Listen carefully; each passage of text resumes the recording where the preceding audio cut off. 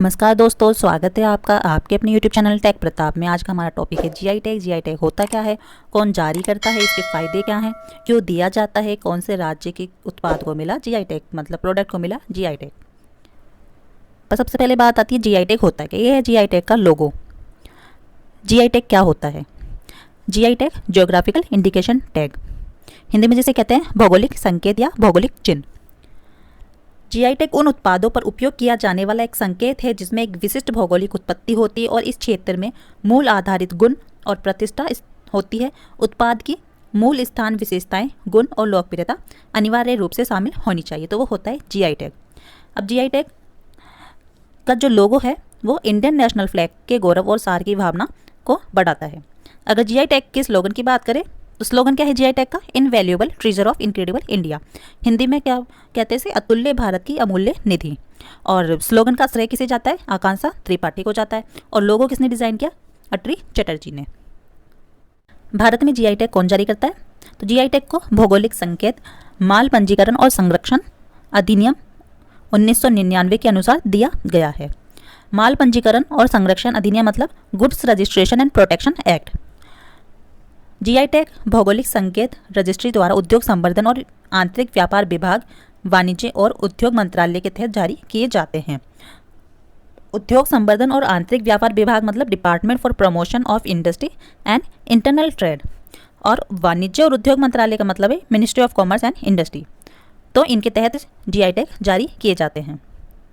अब भौगोलिक संकेत का पंजीकरण रजिस्ट्रेशन कितने सालों के लिए होता है? 10 सालों के लिए, 10 वर्षों के लिए मान्य होता है, 10 वर्षों के लिए वैलिड होता है।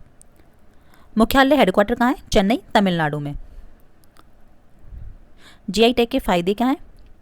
जीआई टैग मिलने के बाद अंतर्राष्ट्रीय मार्केट, इंटरनेशनल मार्केट में उस वस्तु की कीमत और उसका महत्व बढ़ जाता है। इस वजह से इसका एक्सपोर्ट बढ़ जाता है। साथ ही देश विदेश से लोग एक खास जगह पर उस विशिष्ट सामान को खरीदने आते हैं। तो ये होते हैं उसके जीआई टैग के फायदे। किसको मिलता है जीआई टैग? एक और क्वेश्चन बनता है यहाँ से। जीआई टैग किसी भी वस्तु को देने से पहले उसकी गुणवत्ता मतलब क्वालिटी और जो पैदावार है मतलब उसकी प्रोडक्टिविटी है उसकी अच्छे से जांच की जाती है, और यह भी तय किया जाता है कि जो स्पेशल प्रोडक्ट है उसकी सबसे अधिक और ओरिजिनली पैदावार निर्धारित राज्य की है या नहीं। इसके साथ ही यह भी टेस्ट किया जाता है कि जो ज्योग्राफिकल कंडीशन है उस प्रोडक्ट की प्रोडक्टिविटी है मतलब उस वस्तु की जो पैदावार है उसमें कितना हाथ है। कई बार किसी खास वस्तु की पैदावार एक विशेष स्थान पर ही संभव होती है। तो ये है इसके फायदे जीआई टैग के। तो ये थी जीआई टैग के बारे में थोड़ी सी इन्फॉर्मेशन। जीआई टैग के एमसीक्यू स्टार्ट करने से पहले मैं आपको ये भी बता दूं कि जीआई टैग सबसे पहले किस प्रोडक्ट को मिला था। वो थी दार्जिलिंग की चाय। उसे 2004 में जीआई टैग मिला था। दार्जिलिंग कहाँ है? वेस्ट बंगाल में।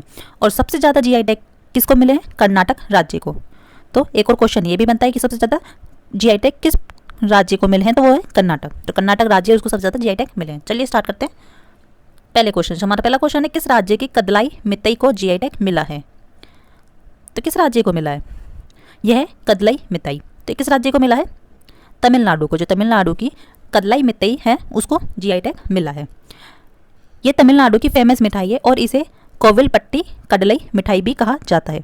इस मिठाई का और स्टेट्स में भी प्रोडक्शन है और स्टेट्स में भी ये बनाई जाती है, पर तमिलनाडु की कदलाई मितई को जीआई टैग इसमें यूज़ होने वाला मेन इंग्रेडिएंट्स है जो कदलाई मितई को खास बनाती है। इस वजह से जीआई टैग दिया गया है कदलाई मितई को। नेक्स्ट क्वेश्चन है किस राज्य के टेराकोटा को जीआई टैग मिला है? तो वो कौन सा राज्य है जिसको टेराकोटा का जीआई टैग मिला है? तो यह है टेराकोटा। तो किस राज्य को मिला है? वह है गोरखपुर। गोरखपुर राज्य को टेराकोटा का जीआई टैग मिला है। गोरखपुर कहाँ है? यूपी में। जो गोरखपुर का टेराकोटा है ये कार्य सदियों पुराना पारंपरिक ट्रेडिशनल कला का रूप है जहाँ कुम्हार विभिन्न जानवरों की आकृतियाँ बनाते हैं, मूर्तियाँ बनाते हैं, जैसे घोड़े, हाथी, ऊँट, बकरी, बैल एसेट्रा। टेराकोटा एक सैरामिक है जिससे ये सब मूर्तियाँ बनाई जाती हैं। नेक्स्ट है किस राज्य के काले चावल को जीआई टैग मिला है? तो वो कौन सा राज्य है जिसे काले चावल का जीआई टैग मिला है? यह है काले चावल। अब किसको मिला है? मणिपुर। जो मणिपुर के काले चावल है वो काफ़ी फेमस है और इसे जीआई टैग मिला है। जो मणिपुर के काले चावल है उसे जीआई टैग मिला है। मणिपुर के काले चावल को चाक हाउ भी कहते हैं। यह एक सुगंधित चिपचिपा चावल है। इसकी अपनी एक विशेष सुगंध है, खुशबू है। यह आमतौर पर सामुदायिक दावतों के दौरान बनाया जाता है और इसे चाक हाउ खीर के रूप में भी परोसा जाता है। तो मणिपुर के काले चावल को जीआई टैग मिला है। नेक्स्ट है, किस राज्य के खाजे, हरमल मिर्च और मिंदोली केले को जीआई टैग मिला है? तो वो कौन सा राज्य है जिसे इन 3 प्रोडक्ट्स के लिए जीआई टैग मिला है? यह है खाजा, इसे कहते हैं खाजा। तो वो कौन से राज्य का है जिसे जीआई टैग मिला है? यह है हरमल मिर्च और यह है मिंदोली केले। अब किस राज्य को मिला है? तो मिला है गोवा को। जो गोवा राज्य है उसके खाजे, हरमल मिर्च और मिंदोली केले को जीआई टैग मिला है। खाजा क्या है? खाजा गोवा की एक प्रसिद्ध मिठाई है। एक खाजा और है सिलाऊ खाजा मिठाई जो बिहार की है, उसे 2018 में जीआई टैग मिला था। जो गोवा का खाजा मिठाई है उसे क्लास 30 वाले खाद्य पदार्थों के तहत जीआई टैग मिला है। और जो ये हरमल मिर्च है, जो हरमल मिर्च में क्या होता है? पोटेशियम होता है, आयरन होती है, मैग्नीशियम, कैल्शियम, सोडियम जैसे मिनरल से भरपूर होती है। मिंदोली केले, इसको क्या कहते हैं? मोइरा केला भी कहा जाता है। मिंदोली केले को और नाम से भी जाना जाता है मोइरा केला। इस केले में क्या होता है? शुगर, फाइबर होता है। केले में थाइमिन होती है, नियासिन होती है और फोलिक एसिड के साथ विटामिन ए और विटामिन बी भी मौजूद होते हैं। और केले के बारे में एक और फैक्ट है, केले को एनर्जी का अच्छा स्रोत माना जाता है और इसमें 64.3% पानी, प्रोटीन और कार्बोहाइड्रेट्स भी होता है। तो नेक्स्ट क्वेश्चन है, किस राज्य के अरकू वैली अरेबिका कॉफ़ी को जीआई टैग दिया गया है? तो वो कौन सा राज्य है जिसको अरकू वैली अरेबिका कॉफ़ी का जीआई टैग मिला है? तो वो है आंध्र प्रदेश। जो आंध्र प्रदेश की अरकू वैली अरेबिका कॉफ़ी है उसे जीआई टैग दिया गया है। जो अरकू वैली अरेबिका कॉफ़ी है वो कहाँ? आंध्र प्रदेश के विशाखापट्टनम के जिले के पहाड़ी इलाकों और ओडिशा से 900 से 1100 मीटर की ऊंचाई पर कॉफ़ी की खेती की जाती है। जो अरकू वैली अरेबिका कॉफ़ी है उसका उत्पादन वहाँ के आदिवासियों द्वारा किया जाता है। इसमें जैविक दृष्टिकोण का पूर्ण रूप से पालन किया जाता है। इसमें जैविक खाद, हरी खाद और जैविक कीट का यूज़ भी किया जाता है। तो यह है अरकू वैली अरेबिका कॉफ़ी जो कहाँ की? आंध्र प्रदेश की। नेक्स्ट है, किस राज्य के चुनार बलुआ पत्थर को जीआई टैग दिया गया है? तो वो कौन सा राज्य है? यह है चुनार बलुआ पत्थर जिस पे आकृतियाँ बनाई गई है। तो वो कौन सा राज्य है जिसे चुनार बलुआ पत्थर का जीआई टैग दिया गया है? तो वो है उत्तर प्रदेश। जो उत्तर प्रदेश का चुनार बलुआ पत्थर है उसको जीआई टैग दिया गया है। चुनार बलुआ पत्थर की स्पेशलिटी है यह जितना पुराना होता जाएगा पत्थर में बलुआ कण और घनत्व के कारण उसकी चमक वायु घर्षण से बढ़ती जाएगी और पानी के अंदर सैकड़ों वर्षों तक रहने के बावजूद यह खराब नहीं होता है। तो ये खासियत है, इस वजह से इसे जीआई टैग दिया गया है। नेक्स्ट है, किस राज्य के जीराफुल चावल को जीआई टैग दिया गया है? तो कौन सा राज्य है जिसको जीराफुल चावल का जीआई टैग दिया गया है? यह है जीराफुल चावल। अब ये किस राज्य का है? छत्तीसगढ़। जो छत्तीसगढ़ का जीराफुल चावल है उसको जीआई टैग दिया गया है। जीराफुल चावल छत्तीसगढ़ का पहला कृषि उत्पाद है जिसे जीआई टैग मिला है। नमी वाले खेतों में आसानी से जीराफुल का उत्पादन किया जाता है। ये चावल की शुद्ध देसी सुगंधित किस्म है। नेक्स्ट है, किस राज्य के रसगुल्ला को जीआई टैग दिया गया है? तो वो कौन सा राज्य है जिसे जीआई टैग दिया गया है? यह है वो रसगुल्ला जिसे जीआई टैग दिया गया है। तो वो कौन सा राज्य? ओडिशा। जो ओडिशा को जीआई टैग वहाँ के रसगुल्ले की खासियत की वजह से दिया गया है। पहले बंगाली रसगुल्ले को जीआई टैग मिला था और वो कब मिला था? 2017 में। बंगाली रसगुल्ले को जीआई टैग कब मिला था? 2017 में। और ओडिशा के रसगुल्ले को जीआई टैग कब मिला? 2019 में। दोनों की अपनी पहचान है, अपनी खासियत है। बंगाली रसगुल्ले की अपनी पहचान है, जो बंगाली रसगुल्ला है वो बिल्कुल सफ़ेद रंग का होता है और स्पंजी होता है, जबकि ओडिशा का रसगुल्ला उसका कलर कैसा होता है? हल्के भूरे रंग का होता है और बंगाली रसगुल्ले के कंपैरिजन में ज़्यादा सॉफ्ट होता है। और इसे क्या कहा जाता है? खीर मोहन। इसे खीर मोहन भी कहा जाता है और इसे पहला रसगुल्ला भी कहते हैं। तो नेक्स्ट क्वेश्चन है, किस राज्य के कंधमाल हल्दी को जीआई टैग दिया गया? तो वो कौन सा राज्य है जिसे कंधमाल हल्दी का जीआई टैग दिया गया? यह है कंधमाल हल्दी। तो कौन सा राज्य जिसे कंधमाल हल्दी का जीआई टैग दिया गया है? तो वो है ओडिशा। जो ओडिशा राज्य है उसको कंधमाल हल्दी का जीआई टैग दिया गया है। तो दोस्तों इसे याद करने की एक ट्रिक है जो मैं आपको बता दूं। कंधमाल हल्दी, ओडिशा, इसको हमें रिलेट करना है कंधा पे है रुमाल जो उड़ गया। जो कंधा पे है रुमाल जो उड़ गया, कंधमाल मतलब कंधा पे है रुमाल जो उड़ गया मतलब ओडिशा। तो एक ट्रिक है, इसे आप याद कर सकते हैं इसे।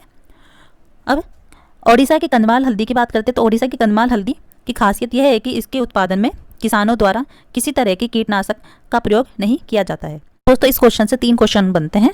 तो एक क्वेश्चन तो है हो गया कंधमाल हल्दी का और जो दूसरा क्वेश्चन है वो है इरोड हल्दी का। तो इरोड हल्दी का जीआई टैग किसे दिया गया था? तमिलनाडु को।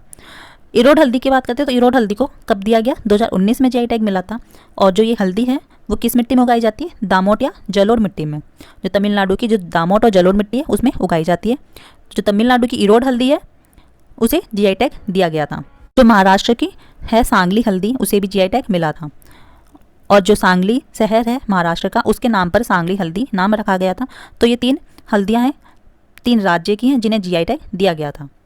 नेक्स्ट क्वेश्चन है, किस राज्य के पलानी पंचतीर्थम प्रसादम को जीआई टैग दिया गया है? ये एक तरह का क्या है? प्रसाद है, तो इसे जीआई टैग दिया गया। तो वो कौन से राज्य का है?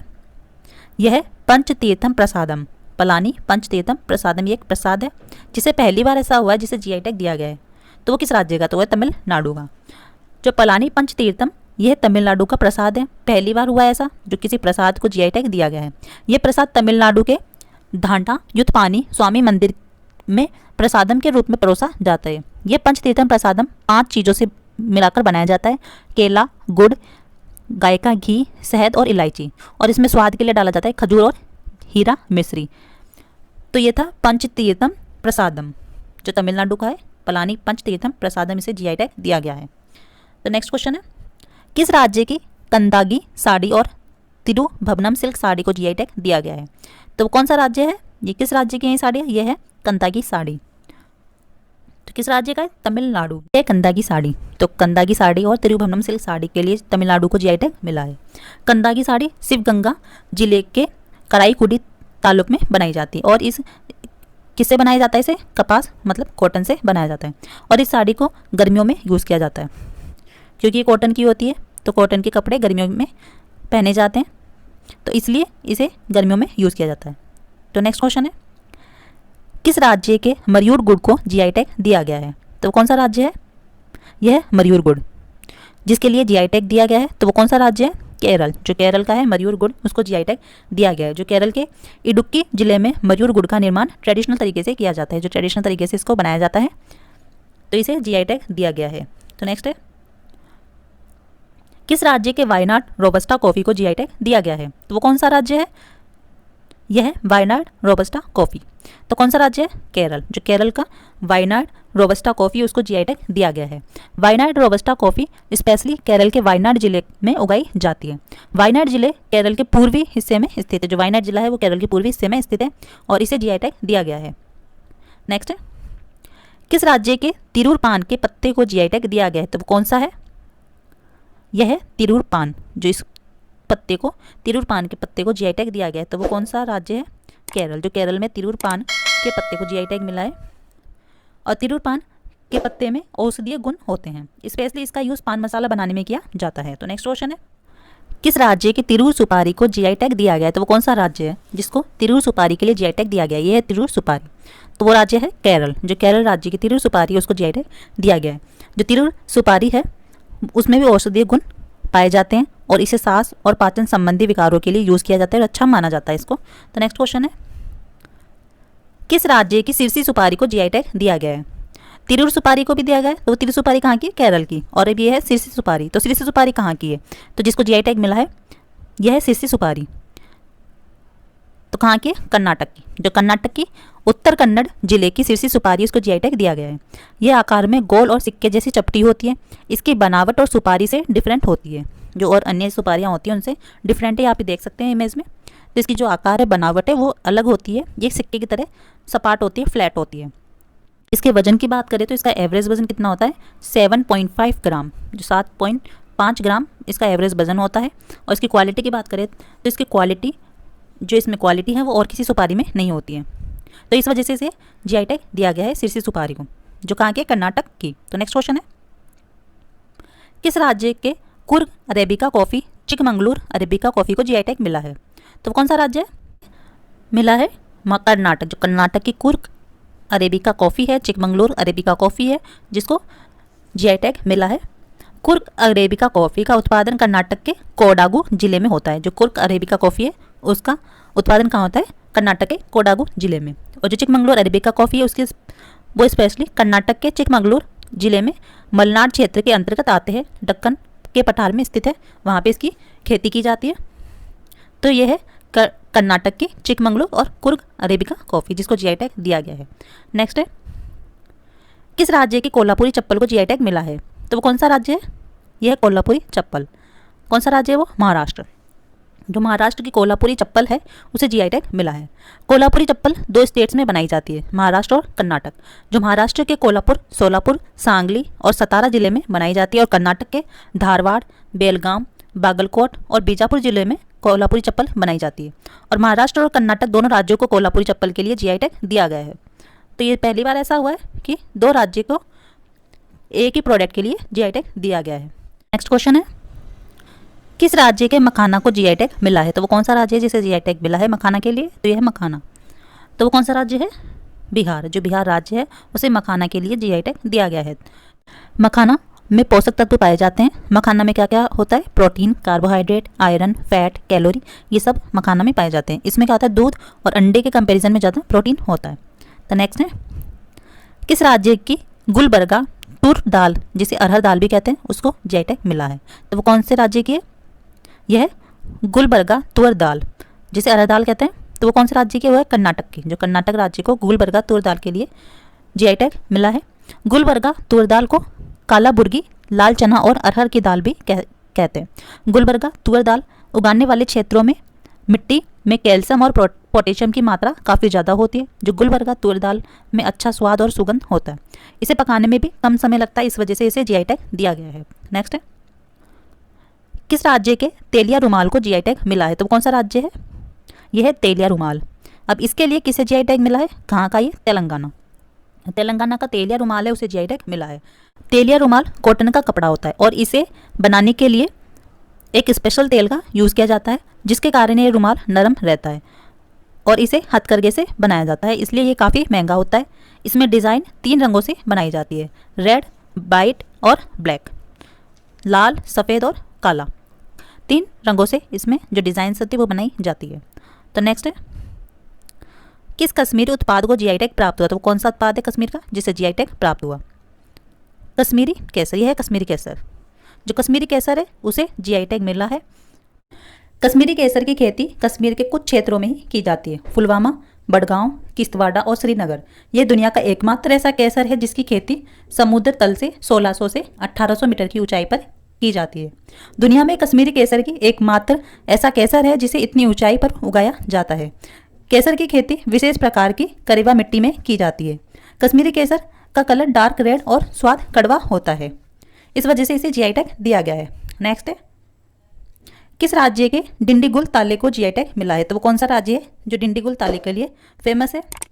यह है डिंडीगुल ताला। कहाँ का है? तमिलनाडु का, जिसे जीआई टैग दिया गया है। जो डिंडीगुल ताले को इसकी स्पेशल क्वालिटी की वजह से दिया गया है, जो ये टिकाऊपन है इसका, जो काफ़ी टिकाऊ है, इस वजह से इसे जीआई टैग दिया गया है। और ये यूज़ कहाँ होता है? तमिलनाडु के जो सरकारी संस्थानों में यूज़ होता है, जैसे जेल, गोदाम, हॉस्पिटल, मंदिरों में इसका यूज़ किया जाता है। तो ये काफ़ी टिकाऊ होता है, काफ़ी अच्छा होता है, इस वजह से इसे जीआई टैग दिया गया है। नेक्स्ट है, किस राज्य के काजी नेमू को जीआई टैग मिला है? तो वो कौन सा राज्य है? यह है काजी नेमू। तो कौन सा राज्य है? असम। जो असम का काजी नींबू है उसे जीआई टैग दिया गया है। असम के लेमन को, नींबू को नेमू टेंगा कहा जाता है। आसामी लैंग्वेज में गोल नींबू और काजी नींबू भी कहा जाता है। और इसका बॉटेनिकल नाम क्या है? लेमन का सिट्रस लिमोन।